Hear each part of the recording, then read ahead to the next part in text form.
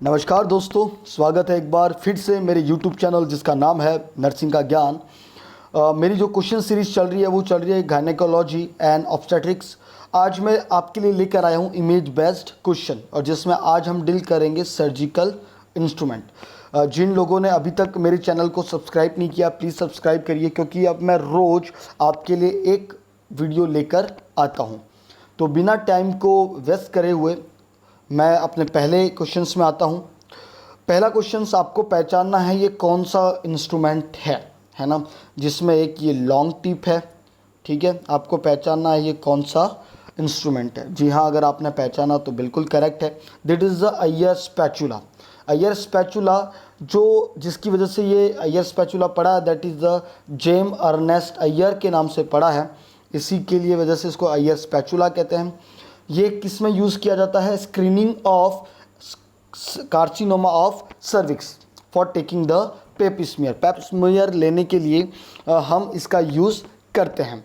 ये mainly would का बना हुआ होता है, ठीक है, जिसमें कुछ पोरस सरफेस होती है जिससे एंडो सर्वाइकल सेल्स उसमें आ सकें। कौन सी सेल ली जाती है? तो एंडो सर्वाइकल सेल। किसके कैंसर में यूज़ की जाती है? इसको किसके लिए यूज़ करते हैं? तो कार्सिनोमा ऑफ सर्विक्स के लिए। और पेप स्मीयर इट इज स्क्रीनिंग के लिए, कन्फर्मेटिव नहीं है, इट इज़ द स्क्रीनिंग। अगर मैं सर्विक्स का कन्फर्मेटिव टेस्ट बोलूँ तो दैट इज़ द बायोप्सी, है ना, पंच बायोप्सी या कोई बायोप्सी करो, that is the biopsy is the confirmative test. जबकि स्क्रीनिंग के लिए pap smear is the screening test. ठीक है। नाउ जो लॉन्ग वाला पार्ट है, जैसा मैंने बताया था, जो लॉन्ग वाला पार्ट है लाइक दैट, ये ऐसा है। ये जो लॉन्ग वाला पार्ट है आपका, ये वाला, ये इस लॉन्ग वाले पार्ट को सर्विक्स के वहाँ इंसर्ट किया जाता है और 360 डिग्री एंगल उसको रोटेट किया जाता है, जिसकी वजह से कुछ सेल्स आती हैं जिसको ग्लास साइड में डाला जाता है और उसको फिक्स किया जाता है कॉप्लिक जार में, है ना। नाउ अब इसका जो ब्रॉड वाला एरिया है, इन द सेंस ये वाला एरिया ये भी काम में करते हैं, इसका भी यूज़ होता है, जिसको लैटरल वेजाइना में इंसर्ट करके हार्मोनल लेवल का भी पता लगाया जा सकता है, क्या हार्मोनल का स्टेटस है। तो ये दोनों एरिया इस तरीके से काम करते हैं। और ये है आपका अय्यर स्पैचुला। जो सबसे मेन इंपॉर्टेंट जो इसमें आपको समझने वाली बात है, ये पेप स्मीयर के लिए यूज़ किया जाता है। और जो स्क्रीनिंग टेस्ट है किसका? कार्सिनोमा ऑफ सर्विक्स में कौन सी सेल ली जाती है? तो कौन सी सेल ली जाती है? एंडो सर्वाइकल सेल्स, है ना। और किस में डाला जाता है? तो कॉप्लिक जार में। ठीक है। अगर सर्विक्स का कन्फर्मेटिव टेस्ट बोले तो बायोप्सी। क्लियर है? बढ़ते हैं आगे।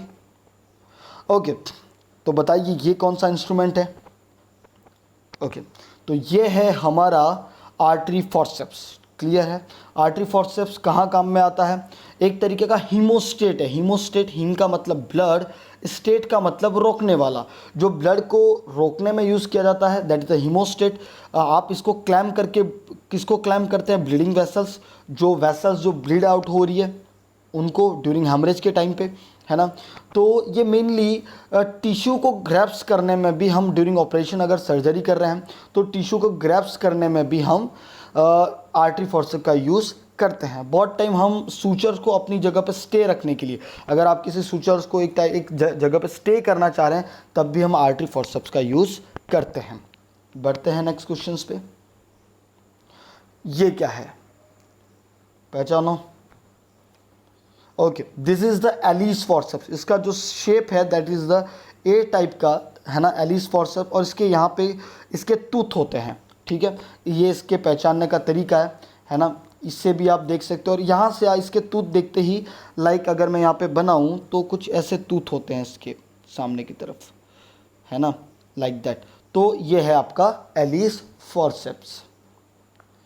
एलिस फॉर्सेप्स के इंडिकेशंस क्या क्या हैं? हमारे जो इंस्ट्रूमेंट है that is Allis forceps. Allis forceps जो टफ स्ट्रक्चर्स है like your rectus sheath and fascia, जब आप ट्यूबेक्टमी कर रहे हो, जब आप LSCS कर रहे हो मतलब लोअर सेगमेंट सिजेरियन सेक्शन कर रहे हो, या एब्डोमिनल हिस्टेक्टमी कर रहे हो, इन सभी के टाइम पे आप जो टफ स्ट्रक्चर्स है, जो टफ फेशिया है, जो टफ शीट है, उनको होल्ड करने के लिए आप यूज़ करते हो एलिस फॉर्सेप्स।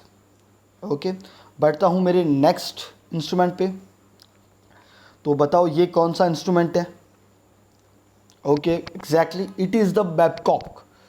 ये इंस्ट्रूमेंट का नाम क्या है? बैबकॉप फोर्सेप्स।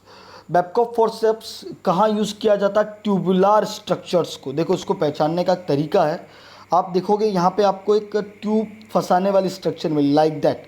अगर आप इसको देखो तो आपको बीच में ऐसा स्पेस मिलेगा, तो यहाँ पे कोई भी ट्यूबुलर स्ट्रक्चर इसको आप ग्रास्प कर सकते हो लाइक दैट। तो इसको हम क्या बोलते हैं? बैबकॉप फोर्सेप्स। ठीक है, तो मेनली ट्यूबुलर स्ट्रक्चर्स को होल्ड करने के लिए लाइक ट्यूबुलर स्ट्रक्चर कौन सी आपकी? फैलोपियन ट्यूब ड्यूरिंग टोबेक्टमी, और ये पोमेरो एक ऑपरेशंस है जो अपन ट्यूबेक्टमी के लिए यूज़ करते हैं। अपेंडिक्स भी आपका ट्यूबुलर स्ट्रक्चर है। यूरेटर भी आपका ट्यूबुलर स्ट्रक्चर है। ठीक है, इसका जो टिप होता है वो अट्रॉमेटिक होता है, क्योंकि कोई शार्प टूथ नहीं होता लाइक दैट। ऐसे कोई शार्प टूथ नहीं होता है जिसकी वजह से कोई ट्रॉमा नहीं होता, इसीलिए इसको ट्यूबुलर स्ट्रक्चर्स को होल्ड करने में यूज़ किया जाता है। बढ़ते हैं आगे क्वेश्चंस में। ओके, तो बताइए ये कौन सा इंस्ट्रूमेंट है?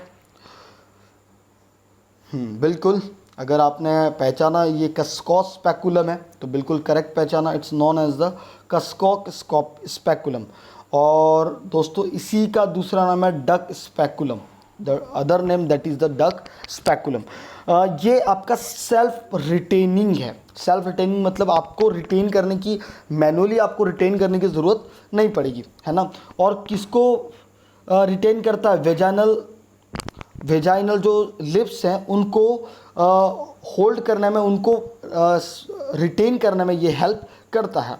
नाउ इसको आप ओपीडी में भी, रूटीन एग्जामिनेशन में भी यूज़ कर सकते हैं। लाइक जब आपको पैप स्मीयर लेना है ना, जब आपको पैप स्मीयर लेना तब भी आप इसका यूज़ कर सकते हैं। आपको कोई कॉपर टी, है ना, जैसे कोई आईयूसीडी आपको इंसर्ट करनी है, IUCD is the OPD procedure, है ना, तो उस टाइम पे भी हम ये कस्को स्पेकुलम यूज़ करते हैं। क्लियर है? इसका दूसरा नाम है डक स्पेकुलम। बढ़ते हैं आगे, इसको थोड़ा सा इधर ले लिया जाए। ओके, नेक्स्ट ये कौन सा इंस्ट्रूमेंट है? ओके दोस्तों, अब मैं आपको बता दूं, अब मैं सभी प्रकार के रिट्रैक्टर्स में पहुंच चुका हूं। अभी नेक्स्ट मेरी सभी स्लाइड में आपको रिट्रैक्टर्स मिलेंगे। ठीक है, तो आपने पहचान लिया, yes that is the Doyen retractor. इसका नाम क्या है? Doyen retractor. जब भी आप एब्डोमिनल ऑपरेशंस कर रहे हैं, एब्डोमिनल मसल्स को रिट्रैक्ट कर रहा है, जैसे सिजेरियन सेक्शन ही कर रहे हैं, तो आपको अगर एब्डोमिनल मसल्स को रिट्रैक्ट करना है तो अब आप डोयन रिट्रैक्टर यूज़ करते हैं। जैसे आप लेप्रोटोमी कर रहे हैं, जैसे आप हिस्टेक्टमी कर रहे हैं। हिस्टेक्टमी का मतलब होता है रिमूवल ऑफ द यूट्रस। अगर एक्टोपिक प्रेगनेंसी, और एक्टोपिक प्रेगनेंसी में आप जो इम्प्लांटेड जाइगोट है अगर उसको रिमूव करना चाह रहे हैं तब भी हम डोयन रिट्रैक्टर का यूज़ करते हैं। बढ़ते हैं आगे।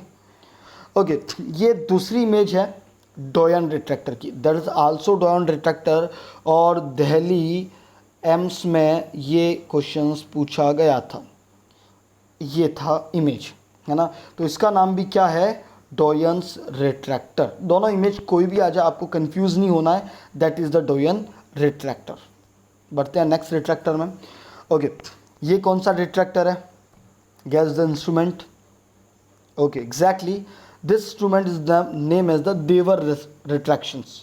कौन सा इंस्ट्रूमेंट है? देवर रिट्रैक्टर, है ना।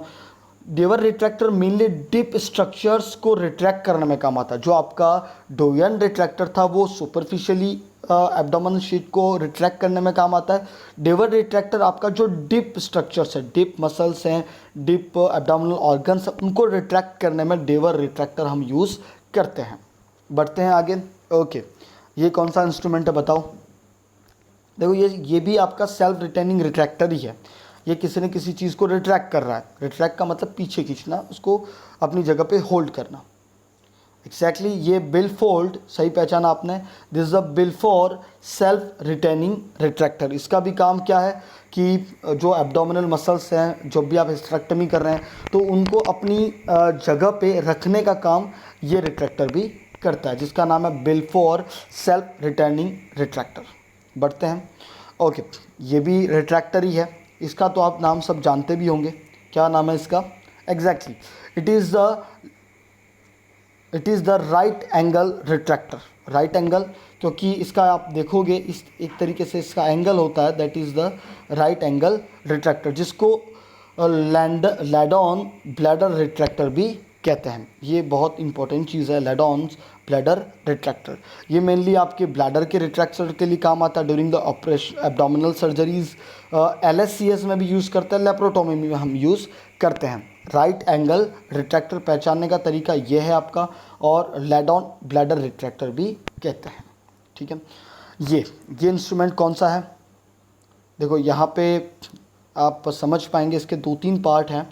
चलो एग्जैक्टली सही पहचाना आपने। It's a band applicator for the left tubal ligation. Tubal ligations के लिए जो एप्लीकेटर यूज़ होता है वो है ना। इसी के थ्रू आप एक सिलास्टिक बैंड अप्लाई करते हैं फेलोपियन ट्यूब में, और सिलास्टिक बैंड के बाद उसके वहाँ पे आप उसको उसके आने जाने, ओवम के और स्पर्म के आने जाने को बंद करते हैं। जो सिलास्टिक बैंड है उसकी मैं इमेज आपको बता देता हूँ। That is your silastic band, this is your silastic band. और उसी एप्लीकेटर का ये आगे वाला पोर्शन है ना, इसी एप्लीकेटर के आगे वाले का पोर्शन ये है। तो दैट इज़ द सिलास्टिक बैंड लाइगेटर। सो दोस्तों, थैंक यू सो मच, आपने मेरे चैनल्स को अभी इतना समय दिया। अगर अभी तक आपने सब्सक्राइब नहीं किया है तो प्लीज़ सब्सक्राइब करिए। मेरे चैनल का नाम है नर्सिंग का ज्ञान। और कल मिलते हैं फिर से सीजर्स, सीजर इंस्ट्रूमेंट जो ऑब्स्टेट्रिक एंड गायनेकोलॉजी में यूज़ करते हैं। Thank you for attention.